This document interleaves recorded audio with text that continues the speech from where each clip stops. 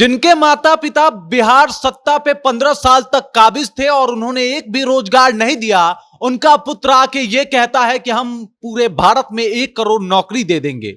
क्या मजाक की बात है। और ये बातें कही है जन सुराज के सूत्रधार प्रशांत किशोर ने। नमस्कार, मैं हूं रजत और आप देख रहे हैं जनता जंक्शन। मैं आपको बता दूं कि जब से अपना मैनिफेस्टो जारी किया है आरजेडी ने, तब से हर पार्टी के लोग उसे आड़े हाथ ले रहे हैं और उससे कई सवाल पूछ रहे हैं। और अब तो प्रशांत किशोर भी सामने आके मुखर होके पूछ रहे हैं कि भाई आपके माता पिता तो 15 साल तक सत्ता में बिहार के काबिज थे, आखिर उन्होंने रोजगार देने का काम क्यों नहीं किया? आप जनता को गुमराह क्यों कर रहे हैं?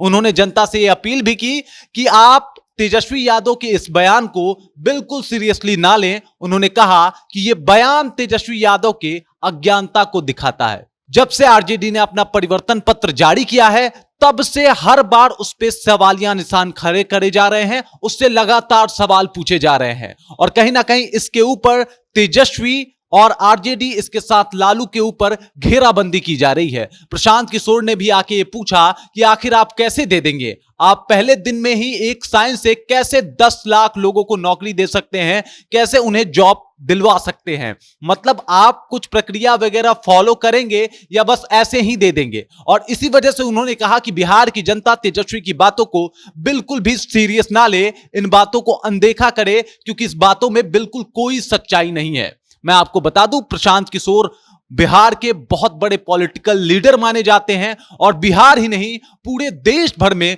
उनकी तूती बोलती थी। जब एक बार वो चुनाव कैंपेनिंग किसी का लेके निकल जाते थे तो यह माना जाता था कि जिसके पक्ष में प्रशांत किशोर, उसके पक्ष में सीट जाएगी। लेकिन अभी फिलहाल वो जन सुराज को संबोधित कर रहे हैं और जन सुराज की तमाम रैलियां बिहार में वो कर चुके हैं। बिहार में जाके लोगों से मिले हैं और आनन फानन में बहुत सारे लोग जन सुराज और प्रशांत किशोर से जुड़े हैं। इसके ऊपर प्रशांत किशोर का बयान आना एक सियासी भूचाल आने के समान है। मैं आपको बता दूं कि अपने मैनिफेस्टो में बताया था तेजस्वी यादव ने कि वो बिहार को विशेष राज्य का दर्जा देंगे। इसके अलावा बिहार को 4000 करोड़ का विशेष पैकेज भी देंगे। बिहार में 5 नए एयरपोर्ट बनवाएंगे और इसके लिए उन्होंने 5 जगहों का चुनाव भी कर लिया था: भागलपुर, पूर्णिया, रक्सौल, मुजफ्फरपुर और गोपालगंज। इन 5 जगहों पे उन्होंने बोला कि वो एयरपोर्ट बनवा देंगे। इसके अलावा बिहार में वो फिल्म सिटी खोलने की बात कर रहे थे कि बिहार में एक फिल्म सिटी भी खोल देंगे, उस इंस्टीट्यूट में फिल्में सिखाई पढ़ाई भी जाएंगी।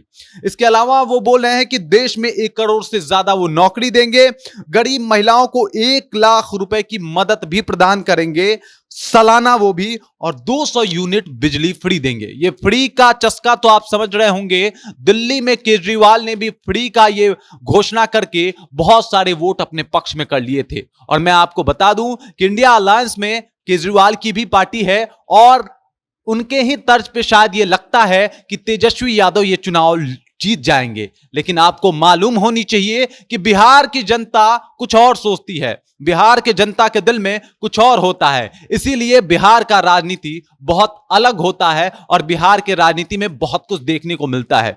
इसी वजह से बिहार में सारे केंद्रीय मंत्री और मंत्रिमंडल आपको दिखाई देने लगते हैं जब भी चुनावी घोषणा होता है। तो राज्यसभा हो, विधानसभा हो या लोकसभा हो, हर किसी में आपको बड़े बड़े नेता आते हुए दिखाई देते हैं।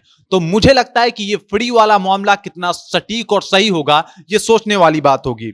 इसके अलावा इन्होंने बोला कि पुरानी पेंशन स्कीमें जो है वो फिर से लाएंगे।